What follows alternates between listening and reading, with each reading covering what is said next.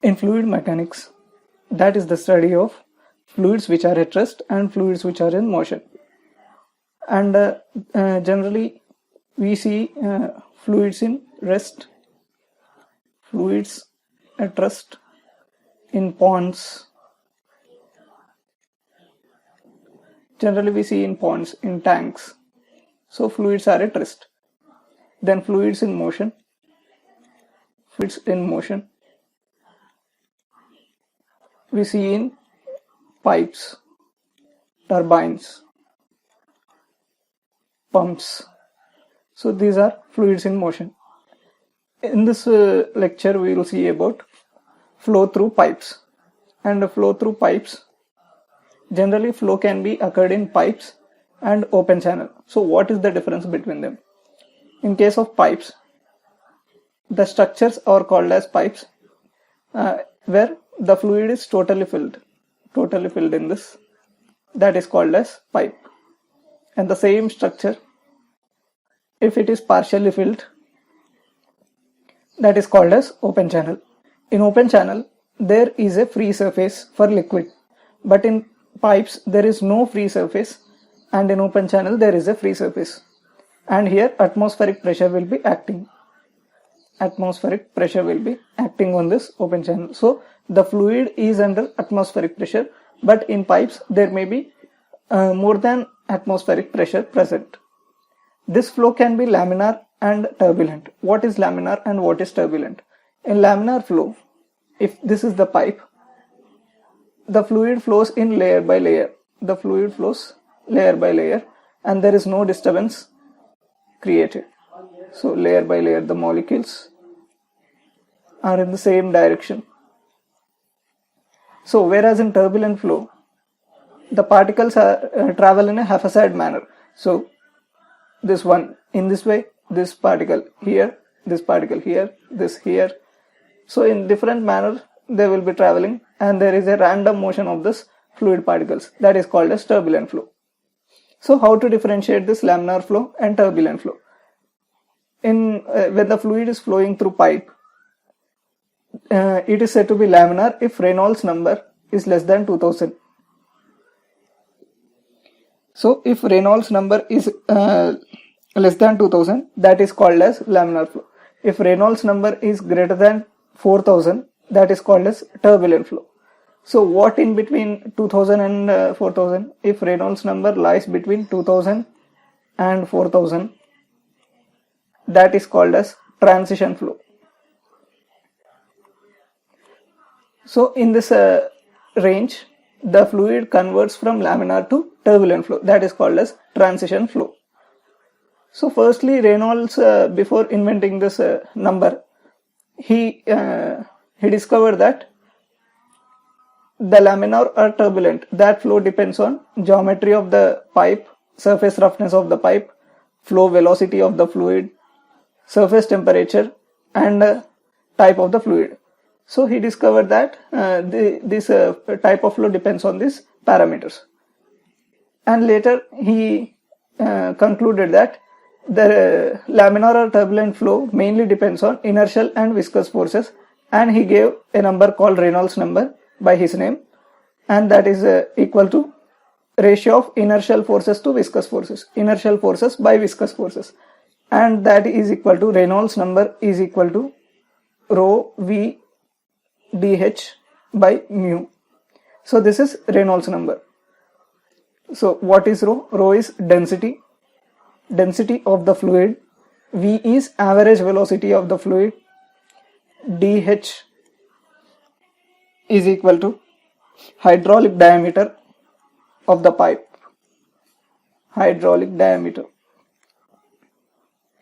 and mu is dynamic viscosity, dynamic viscosity. So what is this hydraulic diameter? Hydraulic diameter is given by 4 into cross-sectional area of the pipe divided by wetted perimeter. So if this is the pipe and the fluid is flowing in this, okay, the cross-sectional area, this total area, the cross-sectional area, 4 into cross-sectional area divided by wetted perimeter. What is wetted perimeter? The pipe that is in contact with the fluid, the perimeter of the pipe that is in contact with the fluid is called wetted perimeter by P. So as this is a pipe, the flow is the fluid is fully filled in the this shape, but in open channel the fluid is partially filled. So in this what is wetted perimeter? So only this thing is wetted perimeter, only up to here this is wetted perimeter, whereas in case of pipes this total is the wetted perimeter. So that is DH, hydraulic diameter. So if there is a circular pipe and DH is equal to what, 4 into AC by P. So 4 into what is the area of cross-sectional area of the pipe, that is pi by 4 d square divided by what is perimeter, pi d is the wetted perimeter. So pi gets cancelled, 4 and d gets cancelled, and DH is equal to D for circular pipes. And what if it is a annulus?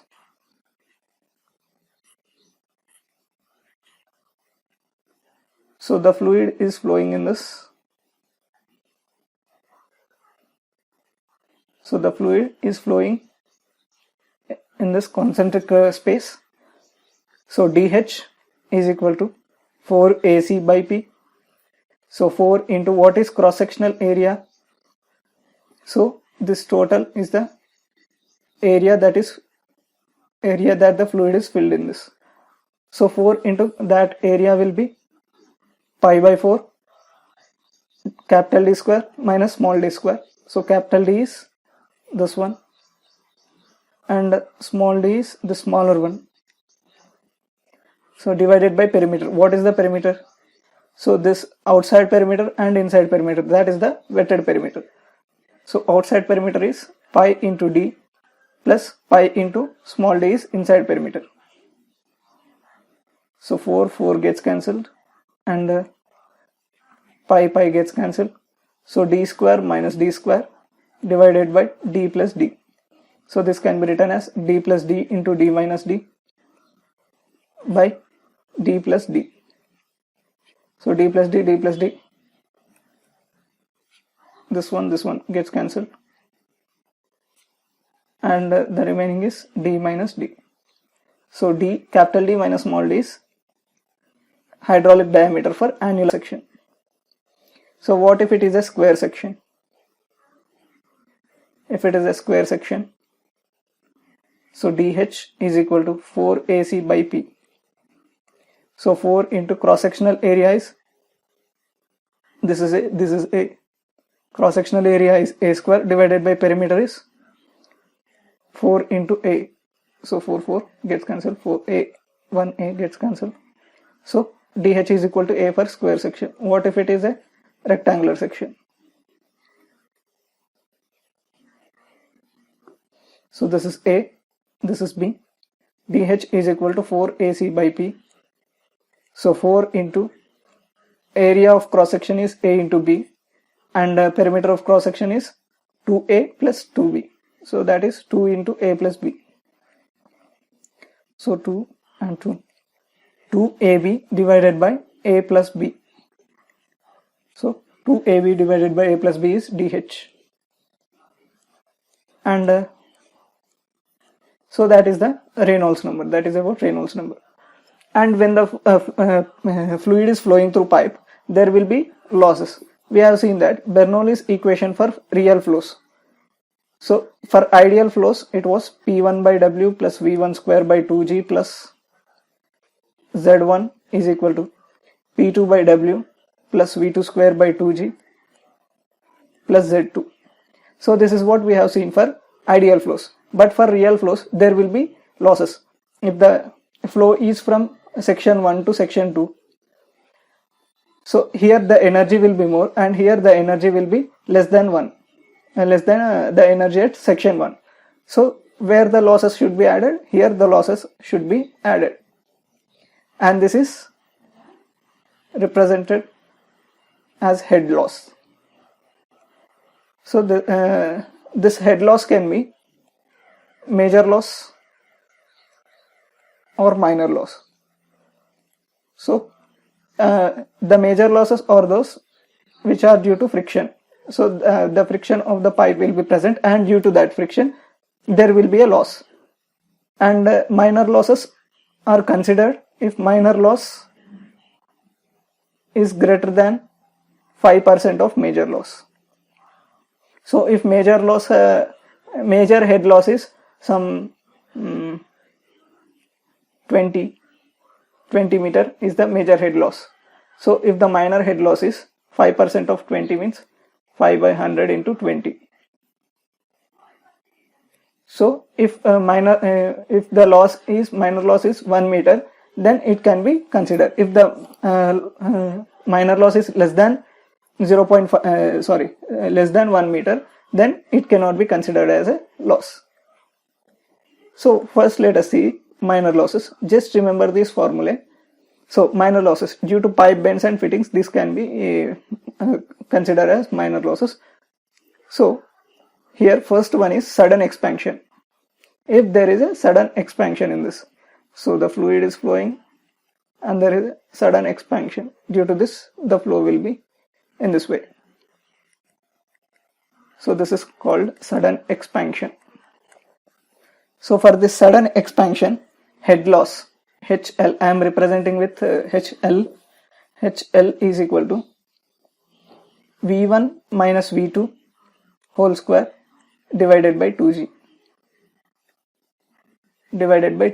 So V1 minus V2 whole square by 2G. So what is V1? So at section 1, and this is section 2. So V1 and V2 are velocities at section 1 and section 2. So, and now the second case is if there is a sudden contraction. Sudden contraction means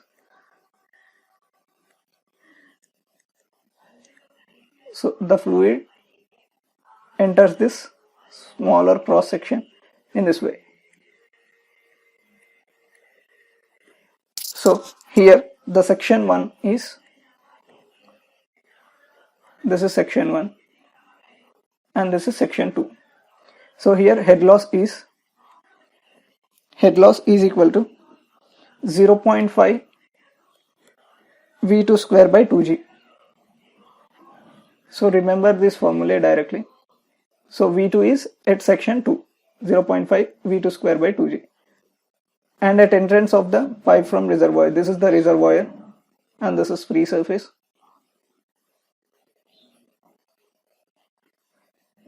So due to this entrance at this section, that will be HL is equal to, here also 0.5 V square by 2G. So what is V? The velocity at this section. And next at the exit of a pipe. So the fluid is flowing from this pipe to reservoir. So remember that this fluid is in this direction. The fluid is flowing to reservoir. So now head loss is equal to V square by 2G. So what is V? The velocity at this section. So due to pipe bends, the fluid flows in this way. So there will be no flow here.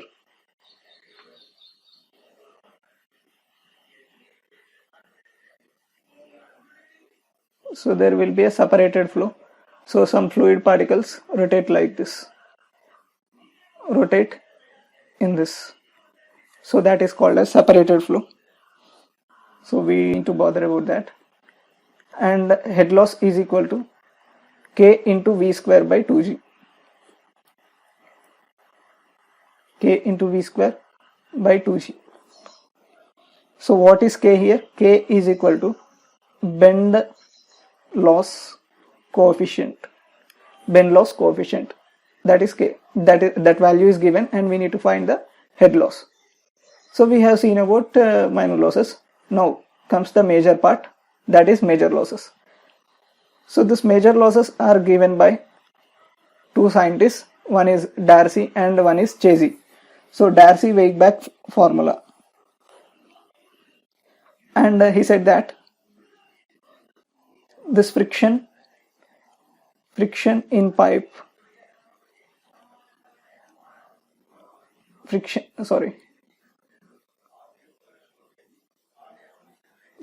in fluid flow is independent of pressure.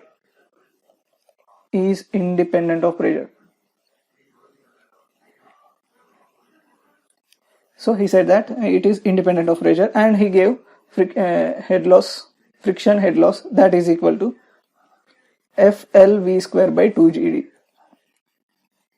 So here V is what? Average velocity, and F is called as friction factor.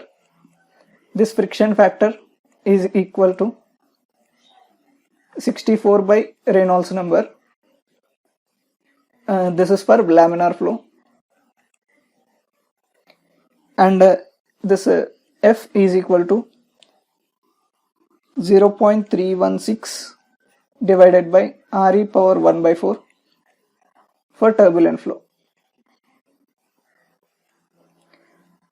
So for laminar flow it is 64 by Reynolds number, and for turbulent flow it is 0.316 by Reynolds power 1 by 4. So 4th root of Reynolds number, that is for turbulent flow. And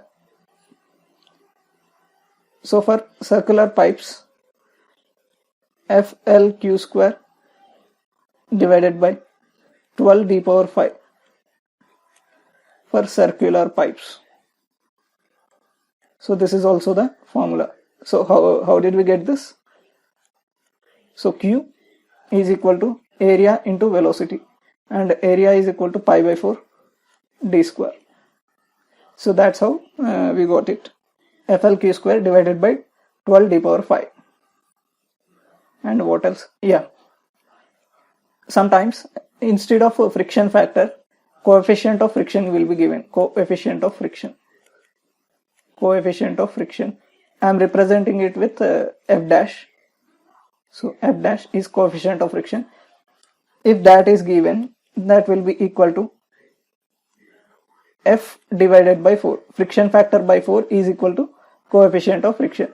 In that case, HF is equal to FLV square by 2GD. So this is friction factor. And if we need to write in terms of coefficient of friction, replace F with F dash. So F is equal to 4 into F dash. So 4 into F dash LV square divided by 2GD. So remember the difference between friction factor and coefficient of friction. So then comes the Chasey's formula. So Chasey's formula is V is equal to C root Mi. Here V is average velocity and C is Chasey's constant, and M is hydraulic mean depth or hydraulic radius, and this is given by area, wetted area by wetted perimeter. And what is I? Loss of head per unit length. Loss of head per unit length is head loss per unit length. HF by L is equal to I.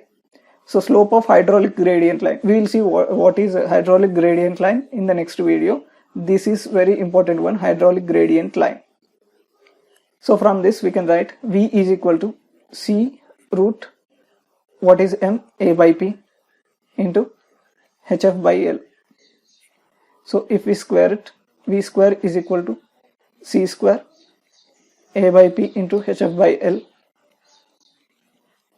So V square C square into P into L divided by A. Here C square comes downside. A into C square. This is equal to HF, head loss, using Chasey's formula. So just remember this, V is equal to C root Mi. This is not important for GATE and DSE. This may be asked in SSC JEE, RRB JEE, like that, in state exams. So just remember Darcy-Weisbach formula for GATE and DSE. FLV square by 2 GD.